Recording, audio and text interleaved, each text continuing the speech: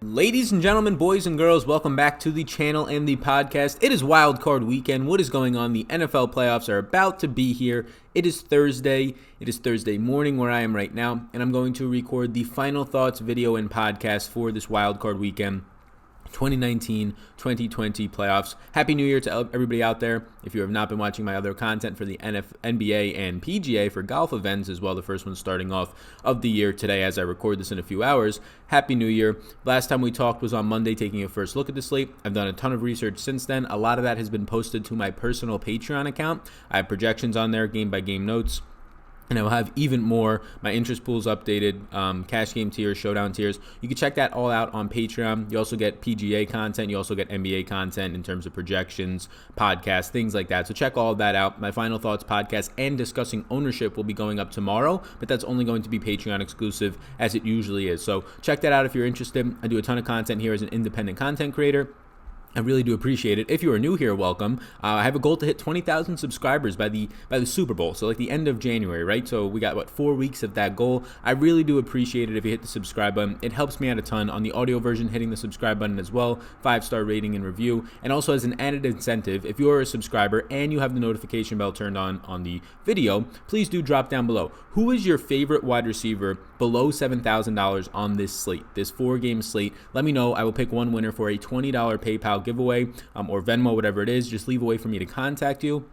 You must be a subscriber with the notification bell turned on. And then also I have a giveaway for Instagram. If you go over and you follow me on Instagram, I will also be giving away $20 between now and the time the games kick off on Saturday to one follower on Instagram. All this stuff I have automated to track, and then I spin a wheel at the end of all of it and reach out to somebody. So please do head over to my Instagram. That is also linked up down below. The goal is to hit 2,000 subscribers by the end of the month over there, or followers, and we're almost there. So boosting up some of the social numbers, if you will, as the NFL season is coming to an end.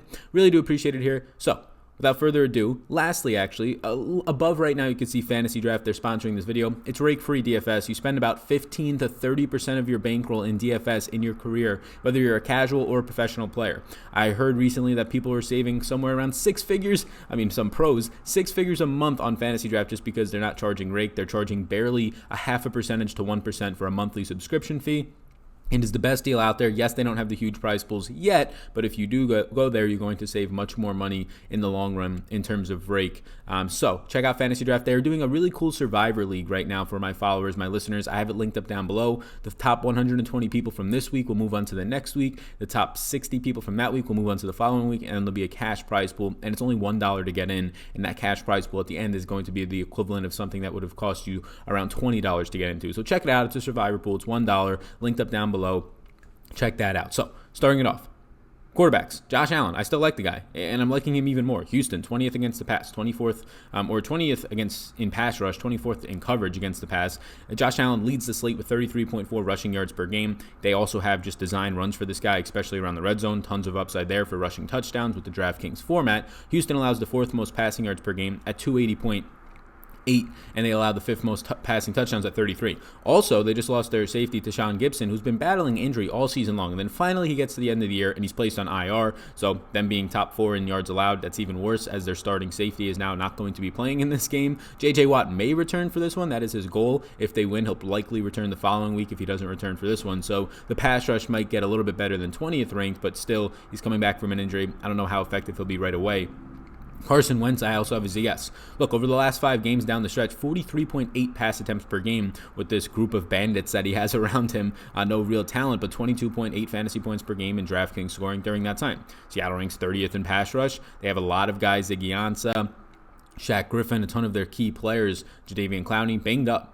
Questionable to being potentially out for this game on their defensive line and in their secondary. Seattle gives up the 5th most yards per game to quarterbacks at 275.4, just right behind the Texans that we just talked about. And you have Carson Wentz this week with the #1 pass blocking advantage at positive 29%. Drew Brees, his bottom 5 matchup against these or a top 5 matchup against these outside cornerbacks that rank bottom 5 in the league. In number 1, Xavier Rhodes, who is going to have the absolute worst matchup in the world for himself against Michael Thomas. That grades out as the worst matchup for a cornerback, best matchup for a wide receiver on the slate. Drew Brees right now is averaging around 40 attempts per game when he plays the whole game, because obviously he left the Rams game early in the first month of the season. He's not a guarantee priority for me, I guess you can say. He's listed as a yes, but I do prefer Josh Allen. I might even now prefer Deshaun Watson the more that I look at this. I potentially even prefer Carson Wentz. It's just a matter of pricing to an extent, and then the mobility factors. You get Josh Allen and Deshaun Watson to build you in 3 to 4 fantasy points on the ground with the upside of going for somewhere around 10 on the ground. That's hard to come by, especially with Drew Brees, who is not going to really have any rushing yards. That said, he's still a yes for me. He'll still be a top anywhere between 2 to 4 owned QB. Deshaun Watson has moved from a maybe to a yes for me. A couple of things. The Bills do rank 4th in coverage. They do rank 15th in pass rush. This is a solid defense that a lot of it is just hooked on the fact that Tre'Davious White can take out one side of the field, being a top 5 cornerback this season. But I mentioned it earlier in the week. Depending on Will Fuller's status will determine if I really like Watson or not. Currently, Will Fuller is trending towards playing. Now, again, he could tweak that hamstring and leave, but he's a limited participant this week. You get 27 rushing yards per game from Watson on the ground. 51 red zone attempts is 4th on the slate, so it's around average. And he has a positive 19 pass blocking advantage. You rarely see this guy with a positive pass blocking advantage because of how bad his line is. So this is just a good matchup for him. And then also, Levi Wallace has been dealing with an injury, not practicing, somewhat limited in practice. Follow that because that's their second best defensive back. That would be the player that would be on Will Fuller in this one. I think somebody pointed out in the comments that I wrongfully said LaShawn Sims. I got LaShawn Sims and Levi Wallace mixed up. I apologize for that in Tuesday's video. I was referring to Wallace, but lots of things currently trending good for Watson in terms of the Buffalo defense being a little bit banged up, as well as Will Fuller slowly coming back, and I love the rushing upside. I like both sides of that one. I think Josh Allen might be my favorite quarterback, though, as of right now. Russell Wilson's a maybe. He's the last guy that I would get to. You get Philly ranked 6th in pass rush, 21st in coverage. Not a great pass blocking advantage for Russell Wilson. He also provides about 2 to 2.5 fantasy points per game on the ground, 22.2 on the season, yards per game. But he's only attempting 31.8 attempts per game, and the price is just steep. Like, I don't hate Russell Wilson, but it's a spot where I think he throws 32 to 35 times in this one. Better than average, of course, but he's also 6,800, where you have guys like Carson Wentz going to throw 10 more times than him for $600 less. You have guys like Josh Allen who are $300 less, probably going to run for 15 more yards than him and throw somewhere between 5 and 10 more times in a much better matchup, in my opinion, when you factor in pass rushes. Tom Brady, I was a no. He's the closest no to a yes for me. There's experience, there's the price factor that he's cheap. You have Tennessee ranked 25th in pass rush, 20th in coverage. Adore Jackson is supposed to be suiting up in this one, so that's a tough matchup for Mohamed Sanu on the outside, who still seems to be trying to get accustomed to the outside wide receiver role as opposed to the slot when he was with Atlanta, and also he's been banged up this year. And then you have Edelman in the slot in a really, really difficult matchup against Logan Ryan, a borderline Pro Bowler. Could have been right in there. I wouldn't be shocked if he ends up being a reserve if they don't make it all the way to the Super Bowl and somebody else does, who's an all-star slot cornerback. So it's a spot where Tom Brady's going to rely a lot on his running backs, his tight ends that have caught like 5 balls over the past 2 months. It's just not a spot that you like the upside here, and I expect it to be very, very slow-paced this game. I would not be shocked if it ends up being a game in which each team loses a possession because both teams are running a lot. That's my similar analysis for Ryan Tannehill. New England ranks number 1 in coverage. It's going to be a slow-paced game. A.J. Brown likely gets bracketed because Bill Belichick is actually a smart coach compared to a couple of the ones they've been facing as of late. I don't like that upside. And then Cousins, I'm just not going to get there. I believe I have, for Cousins analysis here in the notes, if you're looking at it, I think I have what I was supposed to have for Tom Brady. Pretty much Edelman banged up. Tennessee 25th in pass rush, 20th in coverage. Positive 6% pass blocking advantage for Brady, but it's just a slow-paced game. Not much interest in Cousins this week either. Running back. Alvin Kamara at the top for me. Minnesota's number 1 in tackling, 10th in run defense. That's not great, but Kendrick, since the Packers game for Minnesota, linebacker, their best linebacker probably, has been banged up and he hasn't been practicing. So that's huge news for Kamara and really just the entire Saints offense, who come into this one as 8-point home favorites. He has the number 1 adjusted line play in the slate. He has the lowest stuff percentage on the slate at just 13%, and the guy's seeing over 7 targets per game. Yes, Minnesota is good against the run. Without Kendricks, they're probably closer to average. And just when you factor in the offensive line of this New Orleans Saints, it makes that top 10 run defense with the injury to Kendricks somewhere closer to like 15th to 20th, in my opinion. It's a good matchup for Kamara. Singletary's outtouched Gore over the last 4 games when they've both been active because Singletary did not play in the Week 17 game where a lot of starters rested. 79 touches to 24 to Gore's over the last 4. He has 12 receptions in the last 4 games on 16 targets. This is completely new for Buffalo while Josh Allen has been out there. I mentioned it in the other video. LaShawn McCoy pretty much left because he wasn't being used as a pass catcher, which he likes to do. And now you get Devin Singletary in here over the last month, averaging 4 targets and 3 receptions per game. That is huge news for a $6,000 running back going up against Houston's 26th tackling run defense and 21st in overall run defense. I like Singletary a lot. James White is the wild card this weekend. I would not play him in cash, but in GPPs, I like him. 6.7 targets per game, 1.44 fantasy points per touch, is number 1 in the entire league. In the entire league amongst anybody. He's probably, in my opinion, going to be the wide receiver 1 for New England this week. I know he's a running back, but if you're talking about targets, Edelman, yeah, sure. Edelman can see 8 to 9 targets. His injury is it's no joke. I think that there's a good chance that James White sees one of those 8 to 10 target games this week. It's just the best way for them to move the ball outside of just pure running it with Sony Michel / Rex Burkhead. Those are my 3 yeses: Kamara, Singletary, and White.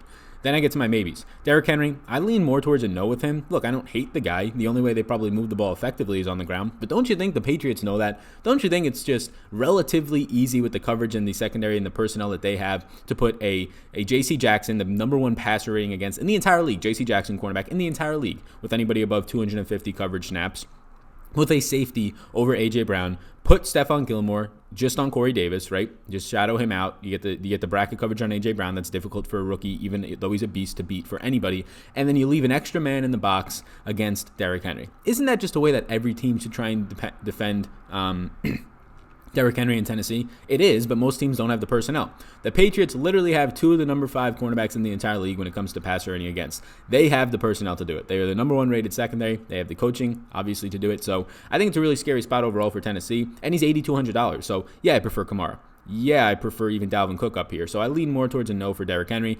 The only problem is he could see 25 attempts. He can only rush for 70 yards, but still have 2 touchdowns because that's just how much they're going to give him the ball in the red zone.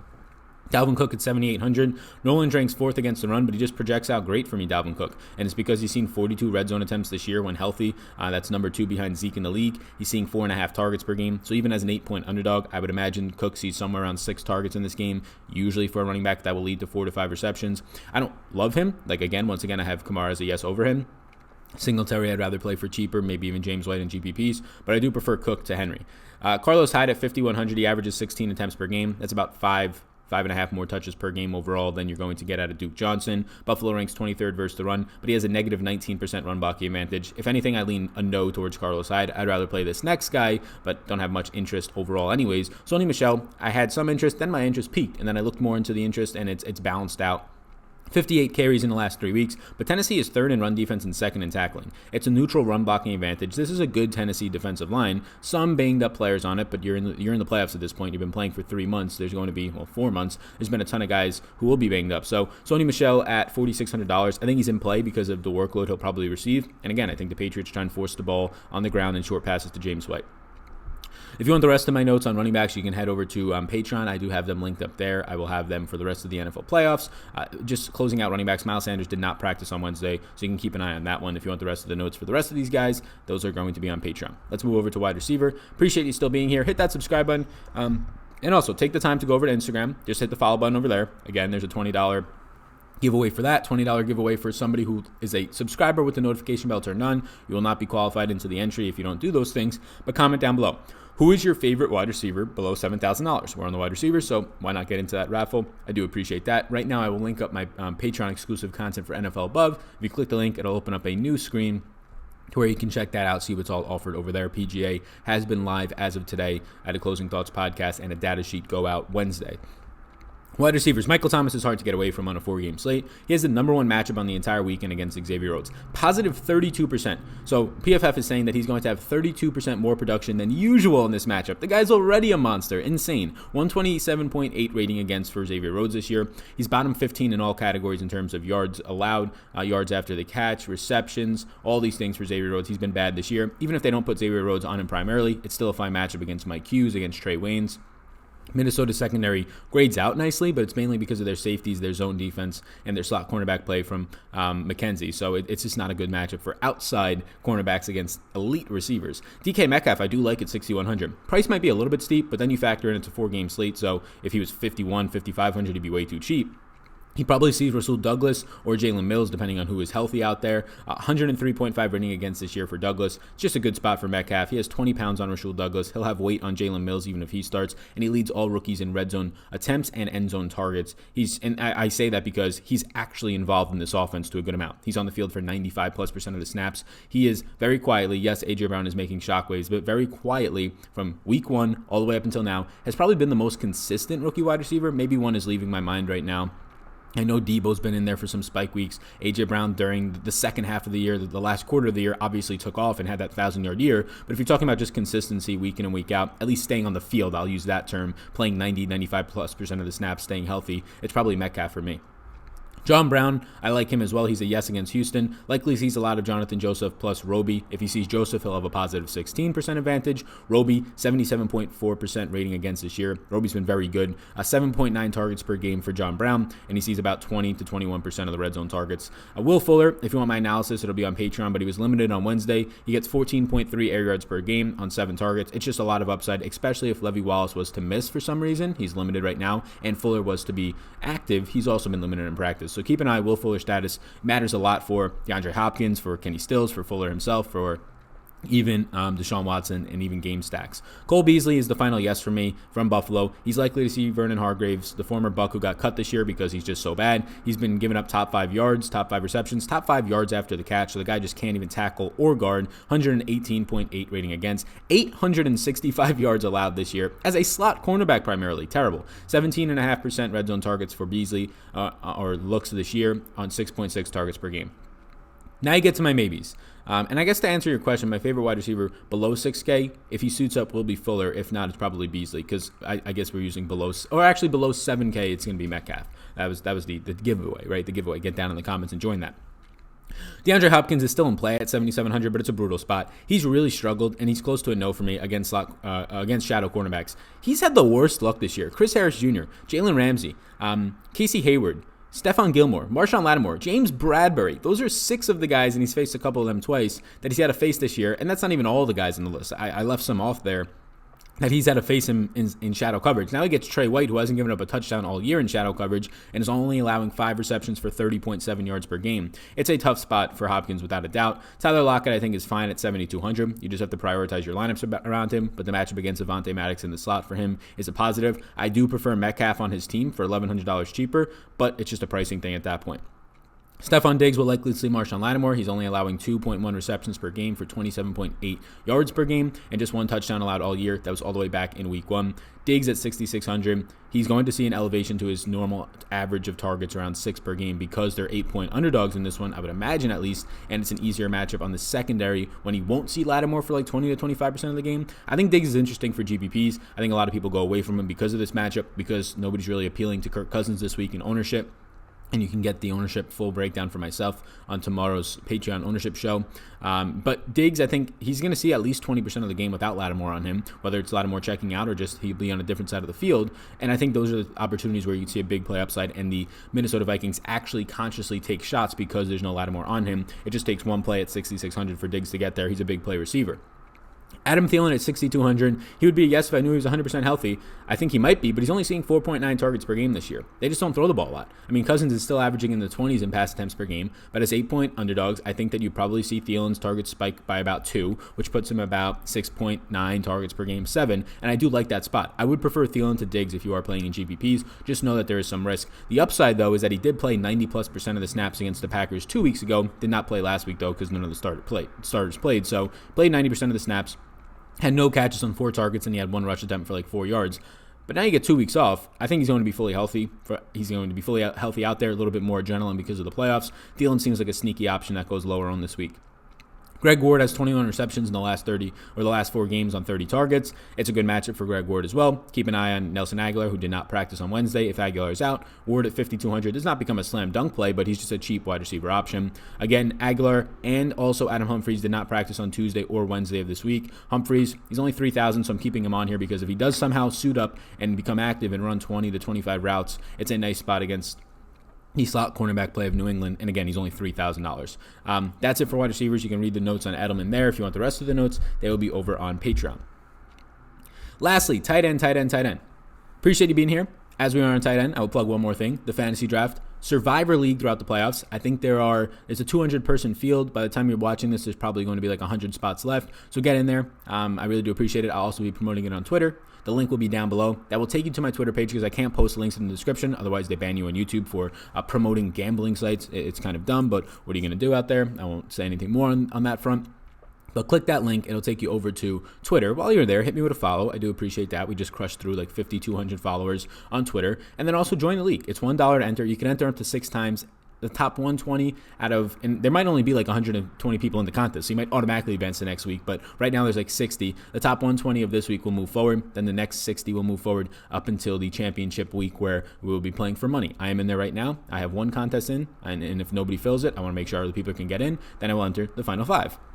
So check it out. Right now, my only yes. This has changed a lot for me at tight end. Zach Ertz has been practicing limited, but he's still yet to be cleared for contact. So it doesn't even matter if he's been practiced in full. Usually they'll just stay practiced in limited, but you have to be cleared for contact to actually be able to play. But if Ertz does get cleared, it's such a huge drop-off between him and the rest of these tight ends that he's a yes for me. I'll have by far the most Zach Ertz this weekend. If you're playing cash, I don't even care. As long as he's cleared for contact in this matchup against Seattle, it has to be a yes. The drop-off is a priced-up Dallas Goedert because if Ertz does play, Goedert's too overpriced. Now, he's also running similar routes, similar red zone usage, similar snaps to Zach Ertz, so at 5,200, he's not out of play, but he becomes a X instead of a yes for me. Now, if Ertz does not suit up, then Goedert is a yes. Joshua Perkins, like we talked about on Tuesday, would become a yes. But this is just a spot where it all depends on the injury status for this position. It's hard to get away from Zach Ertz in 1 to 5 lineups. Even 150, I might have 50% Zach Ertz. Yes, he's been dealing with an injury, but it's just such a huge drop-off. He's not that expensive compared to the rest of these guys. $1,000 more than Jared Cook for Zach Ertz, who probably more times than not sees around double the targets as Jared Cook in an average week. I like Ertz a lot. Goedert, if indeed Ertz is out, I will get to. If Ertz is in, I will have a lot less Goedert, maybe not any. Jared Cook's been seeing about 4.9 targets per game. I'm projecting him for 5 here. I lean towards a no. He has just a brutal matchup against Anthony Harris, one of the best safeties in the entire league. Leads the league, tied for in interceptions this year. I believe he leads it, or he's tied with it with Stephon Gilmore and somebody else. I believe somebody from Atlanta. But he's tied for it with 6. He's just been fantastic. And Jared Cook's 4,900. He's not cheap. So it's not that I hate him. I think he's just a very meh play, right? You're relying on a touchdown on 5 targets. Again, I'd rather pay $1,000 more for Ertz if he's healthy because you're probably going to get 8 to 10 targets out of Ertz, and then you don't need a touchdown. He can have 8 catches for 70 yards and still outscore Jared Cook even if he scores a touchdown. Jacob Hollister, I have projected for 5.5 targets. He's averaging about 5 per week. He has the second worst matchup on the weekend, according to PFF. I think like 10% Jacob Hollister, maybe 15% seems fine. If you like the matchup that much more, get a little bit more. I do prefer Hollister to Cook for the price discount. Jonnu Smith, I've been projected for 5 targets. He sees about 5 per week. He has heavy red zone usage. He'll just have the best matchup for the Tennessee pass catchers. If indeed A.J. Brown is bracketed and Gilmore goes on Corey Davis for parts or a lot of this game, the middle of the field will be the best spot for attacking in the passing game. Now, whether that's Khalif Raymond or Adam Humphries out of the slot or Tajay Sharp, if both of those guys are out and Sharp takes on the slot, I don't know. We have to wait on the injuries, but we do know that Jonnu Smith will be the healthy and active tight end in the middle of the field. Jonnu Smith I prefer over Cook and even Hollister this week. I think behind Ertz, Jonnu Smith might be my favorite tight end. Joshua Perkins, because of the price point, really. Joshua Perkins at 2,900, only in play if Ertz is out. If Ertz is in, no interest. If he is out, Perkins ran 33 routes last week with no Ertz, and that was with Dallas Goedert running a ton of routes. He just kind of took over the Dallas Goedert role, Perkins, while Goedert took over the Ertz role. Only in play if Ertz is out. He ran a ton of his routes out of the slot and out wide. Really good usage. Irv Smith is fine value for his 25 routes per week. He averages like 23 per week routes run. He averages about 4.5 targets per week. He's 2,700. So if Perkins becomes off the table in this matchup, then if you want to just punt the position because you're trying to pay up and you're hoping he lands with like 3 catches for 30 yards and gets you 6 points and you're just punting in cash games, that's fine. I probably don't want to go here in GPPs. Otherwise, you're really relying on a touchdown, which they're 8-point underdogs. So maybe his 4 or 5 targets per game is now bumped up to 6, and that's really good value at $2,700. So if I had to rank tight ends, let's just assume Zach Ertz is in for this one. I'd probably rank my tight ends as Zach Ertz, Jonnu Smith, Jacob Hollister, Jared Cook, and Dallas Goedert. And I really wouldn't want anybody else. I probably wouldn't even have Irv Smith in a GPP player pool. It's more of a cash game punt. If you want the rest of my tight end notes, there's about another 3 or 4 that are probably in play between Kyle Rudolph, Atkins, Darren Fells, Dawson Knox. You can get those notes over on Patreon. I appreciate you tuning in for this one. Before you head out, please do hit the subscribe button. And while you're here, you might as well join the contest. Who's your favorite wide receiver below $7,000? Must be a subscriber, must hit the notification bell. If you want to enter via the audio version, be a subscriber, hit the subscribe button, and just leave a 5-star rate and review answering that question. Leave a way for me to contact you. Head over to Instagram, hit the follow button, and then I will count up all those followers, and I will have, by the time the game start on Saturday, maybe Saturday afternoon, we'll let these go through a little bit more so more people can see it. I'll reach out to somebody with a $20 giveaway. So that's 2 $20 giveaways. We also have a $1 Survivor League throughout the entire playoffs via Fantasy Draft. I will link that up down below. Thank you so much for tuning in. Check out my Patreon exclusive content linked up above and below. As an independent content creator, this means so much to me that you guys benefit my content. The goal is to get to 20,000 subscribers by the Super Bowl, 4 weeks. I think we can do it, so please hit that subscribe button, adding a little bit more incentives by these giveaways. You all rock. Happy New Year and happy football. I don't know what that means, but I'm excited. Peace out, gang. Thanks for tuning in, and I hope you enjoyed that video. Above my head, if you're not already subscribed to this channel, I do ask you if you can please hit that subscribe button. It helps me out a good amount to reach more people. You can also follow me on Twitter. That's over there. Right in the corner is my @SalVetriDFS Twitter. And then above, you'll find my Patreon link. You can click on that if you want more exclusive content for me. Or a video is going to pop up, so why don't you check that one out as well. I think it's going to be beneficial for you. Thank you so much again for tuning in, and I hope you have a fantastic rest of your day.